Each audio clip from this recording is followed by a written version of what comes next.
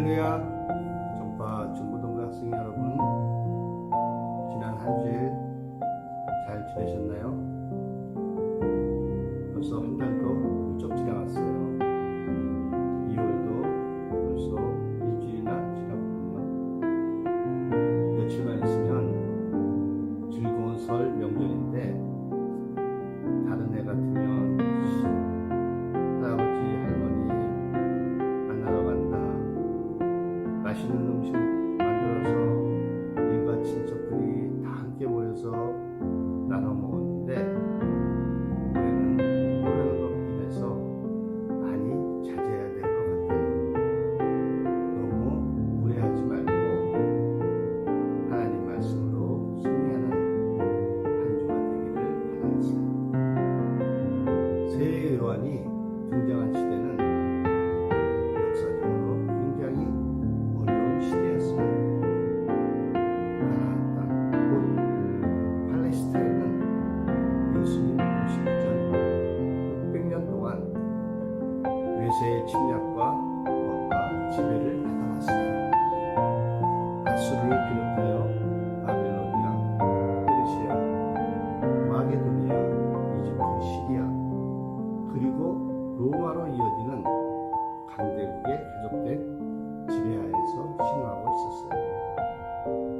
이스라엘의 유명한 역사학자 요세푸스, AD 37년에서 100년까지 산 사람이에요. 유대 제사장 가문 후손으로 예수님 당시 유대 백성들의 생활상, 정신세계, 사회, 정치, 경제 다방면에 걸쳐서 귀한 정보를 기록해 놓았어요. 요세푸스에 의하면 세례 요한이 활동했던 그 당시 갈릴리에만 204개의 촌락이 있었고, 각 촌락에는 약 15,000명 정도 주민이 살았다고 해요. 정확하게는 모르지만 약 300만 명 정도가 살았고, 그 밖에 또 많은 잡족들이 있었어요. 그러니까 그 당시 갈릴리는 얼마나 사회 구조가 복잡했겠어요. 왜 이렇게 많은 사람이 살았을까? 북부에 위치한 갈릴리 지방은 비옥한 옥토가 있는 농경지였고, 풍부한 농산물에다가 육로와 수로가 잘 갖춰진 교통의 요지였기 때문에 살기가 참 좋았어요. 그렇지만 또 이런 풍부함 때문에 더 많은 고통과 착취도 당했어요. 무엇보다도 그들의 삶을 힘들게 한 것은 무거운 세금이었어요. 종교세와 조세가 바로 그것이었어요. 종교세는 예루살렘 성전에 있는 대제사장들과 부패한 집권자들이 마음대로 부과한 세금이라면, 조세는 로마 정부에서 부과한 세금이었어요. 아무리 비옥한 땅이지만 농사를 지어서 살아가는 농민과 갈릴리 바다에서 고기 몇 마리 잡아서 살아가는 어부가 만일 한 달 수입에 100만 원을 세금으로 50만 원으로 빼앗긴다면 어떻게 되겠어요? 어쩌다 세금을 내지 못하면 땅도 배도 빼앗기게 됩니다. 그리고 그것을 빼앗긴 사람들은 절대 빈곤으로 떨어집니다. 한번 추락하면 지금이나 그때나 회복 못하는 신용불량자가 됩니다. 이렇게 사는 것이 힘들어지면 그들이 가는 데는 뻔한 것입니다. 도적대가 되든지 아니면 무력으로 세상을 뒤엎어 놓으려는 저항 세력이 되고 마는 것입니다. 그 당시 저항 세력은 두 파로 나뉘어져 있었어요. 하나는 SNF파. 이 사람들은 현실 도피 주의자들이었어요. 정치가 너무 부패하고 종교가 악취가 날 정도로 썩어버리자 세상을 등지고 사해바다 주변에 공동체를 만들어서 아침부터 저녁까지 기도 생활하며 노동하고 메시아 오시는 날만을 학수고대하며 종말론적 신앙을 가지고 있었습니다. 일종의 비폭력 단체이었습니다. 또 하나는 열심당, 더 세로 땅이었습니다. 이곳은 바나바나 가룟 유다와 같은 자들이 소속되어 있던 단체였어요. 여기에 모인 사람들은 거의 무력을 통해서 세상을 한번 뒤엎어보자 하는 과격 분자들이었습니다. 이와 같이 어수선하고 앞이 보이지 않는 이 숨막히는 현실 앞에서 젊은이들이 얼마나 고통하고 속이 타들어가 탄식을 하였겠어요. 세례 요한이 등장한 시기가 바로 이처럼 어려운 때였어요. 그는 회개를 외쳤어요. 회개하라, 천국이 가까웠느니라. 현실에 답답해하던 사람들은 세례 요한에게서 새로운 희망을 보았고 그의 메시지에 매료되어 제자가 되었고 요한과 안드레도 그러한 젊은이들 중 하나였습니다. 첫째, 무엇을 구하느냐? 햇살이 눈부시게 비추는 안식일, 세례 요한은 두 제자 요한과 안드레와 함께 조용히 하루를 보내고 있었어요. 그때 마침 이틀 전 자기에게 세례를 받았던 예수님이 지나가는 것을 보았습니다. 그는 두 제자에게 말했어요. 36절. 보라, 하나님의 어린 양이로다. 쉽게 말해서 요한아, 안드레야, 너희들이 찾고 있는 메시아는 내가 아니라 바로 저분이시다. 빨리 쫓아가 보아라. 그 말을 들은 두 제자는 망설임 없이 예수님을 쫓아갔습니다. 예수님은 자기를 쫓아온 두 제자를 보고 말씀하셨습니다. 38절. 무엇을 구하느냐? 이것은 안부를 묻는 말이 아닙니다. 이 질문은 큰 의미를 가지고 있어요. 예수님은 요한과 안드레가 왜 자기를 쫓아오고 있는지 다 알고 계셨어요. 너희는 왜 나를 쫓아오느냐? 로마 정부를 전복하고 이 나라를 새롭게 하기 위하여 나를 쫓아오느냐? 아니면 밤낮 없이 성경을 묵상하며 세상을 등지고 수도 생활을 하고 싶으냐? 그렇다면 너희는 돌아가야 한다. 나는 혁명가도 수도승도 빵을 만들어주는 사람도 아니다. 그러므로 잘 생각하고 나를 따르라. 이것이 바로 무엇을 구하느냐에 대한 의미입니다. 이 질문은 주님을 찾는 모든 사람에게 해당이 된다고 생각됩니다. 왜 나는 예수를 믿습니까? 많은 사람들이 예수를 믿으면 좋은 직장을 다닐 수 있다. 좋은 배우자를 만날 수 있다. 좋은 집에서 살 수 있다. 좋은 자동차를 탈 수 있다. 건강해질 수 있다. 공부를 잘하게 된다. 라고 생각하고 따르다가 생각대로 되지 않으면 결국 흥미를 잃고 떠나게 마련입니다. 그러므로 우리는 자주 내 자신에게 물어봐야 합니다. 나는 왜 예수를 쫓는가? 둘째, 와 보라. 무엇을 구하느냐는 예수님의 질문에 요한과 안드레는 매우 당황했던 것 같습니다. 예수님이 그런 질문을 하시리라고는 생각하지 못했기 때문에 그들은 이렇게 대답을 했습니다. 38절. 라비여 어디 계시오니까? 이게 무슨 말 같지 않은 대답입니까? 무엇을 구하느냐에 어디에 계시오니까? 아마 그들의 말에 이런 의미가 담겨져 있는 것 같습니다.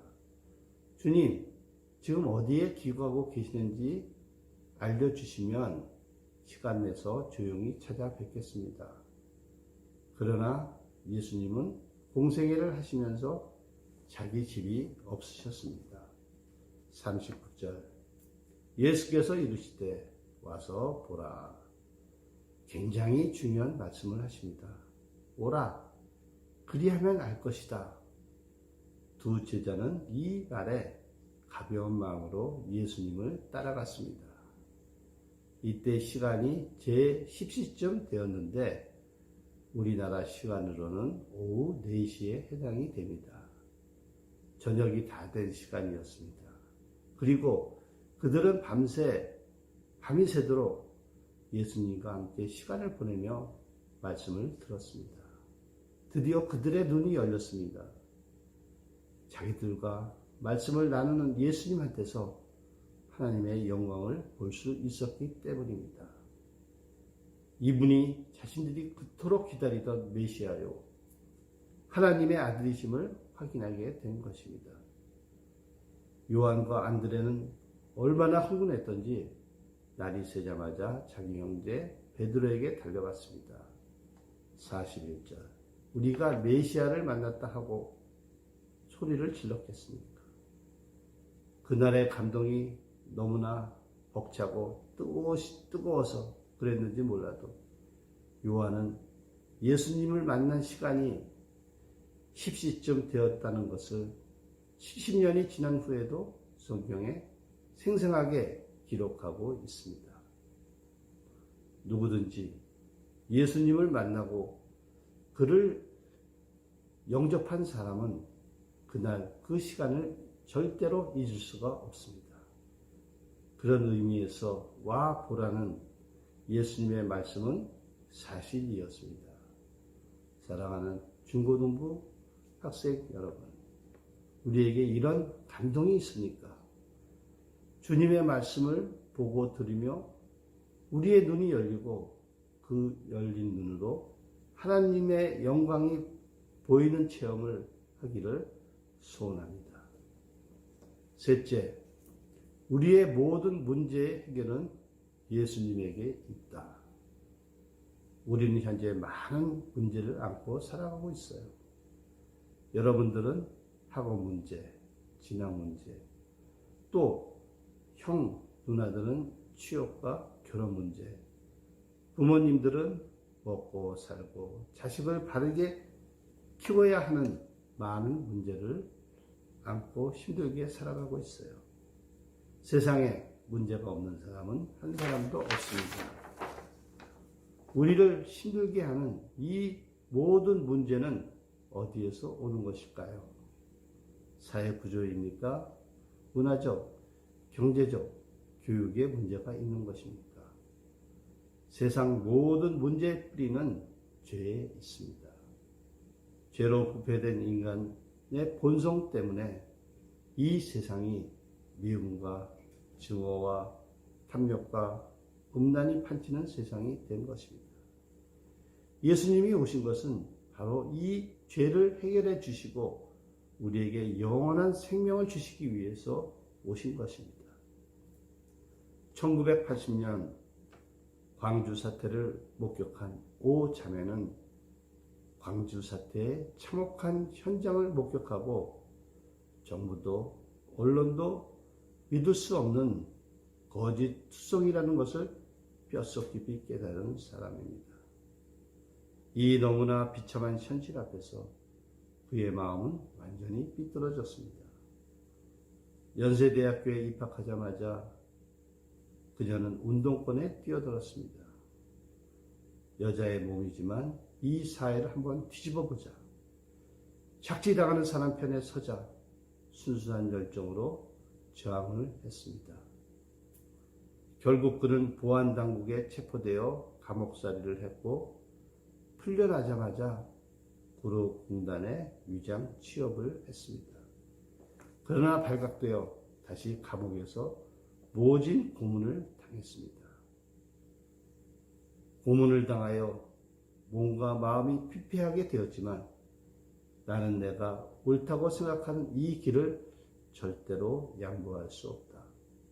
심지어血缘 관계가 끊어질지언정 나는 절대 옳다고 하는 길을 걸어가리라.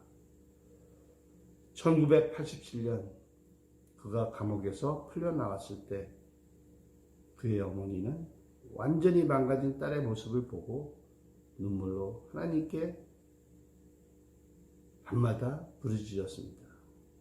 하나님께서는 그 어머니의 기도를 들으셔서 딸이 부활절 철야 예배에 참석하였습니다. 그날 밤 그 집회에서 놀라운 일이 일어났습니다. 세상을 정화시키겠다는 그가 자기 입으로 자기가 죄인이라고 고백하게 된 것입니다. 문제의 뿌리를 본 것입니다. 자기 죄 때문에 십자가에서 피 흘려 돌아가신 예수님을 본 것입니다. 자신이 죄인이라는 사실을 발견하자 그의 눈을 덮고 있던 비늘이 벗겨지기 시작했습니다. 그는 이렇게 고백했습니다. 인간의 구원 없이 사회의 구원은 절대 불가능하다. 사람은 바뀌지 않으면서 제도나 사회의 모든 것을 새롭게 한다는 말은 대단한 것처럼 보여도 아무런 효과가 없다는 것을 역사를 통해서 지금 우리의 현실을 통해서 증명이 되고 있습니다. 예수님이 밤을 새워가며 요한과 안드레에게 하신 말씀이 무엇일까요? 이런 말씀인 것 같아요. 너희가 세상에서 억압받고 힘들게 사는 것 내가 잘 안다. 그리고 너의 마음이 그것을 새롭게 하고자 하는 열정이 가득 차 있는 것도 내가 잘 안다. 그러나 하나님의 나라는 자기 죄를 먼저 회개하고 자기를 낮추어 세상을 밝히는 하나님의 자녀들이 하나 둘씩 늘어날 때 사회가 정화되고 모순이 없어지며 이 땅에 하나님의 나라가 이루어질 것이다. 그러기에 너희는 죄로 인하여 죽어가는 영혼을 구하기 위해 나를 따르라. 기도하겠습니다. 사랑하는 하나님, 그 은혜와 사랑을 감사드립니다. 주님께서는 요한과 안드레에게 말씀하셨던 것처럼 지금 저희들에게도 물어보십니다. 너희는 무엇을 구하느냐? 무엇 때문에 나를 따라오느냐고. 너희가 세상 보기를 얻기 위해 날 쫓는 것이면 잘 생각하고 쫓으라 말씀하십니다. 이 물음에 영원한 생명이 주님께 있사오니 주님을 따른다고 고백하는 저희들 되게 하여 주시옵소서. 예수님의 이름으로 감사하며 기도 올렸사옵나이다. 아멘. 자, 우리 다음 시간에는 예수님에게서 배우는 전도 방법과 보라라는 제목으로 말씀을 나누겠습니다. 그러면 우리 정파 학생 여러분 설 명절 잘 보내세요. 할렐루야, 안녕.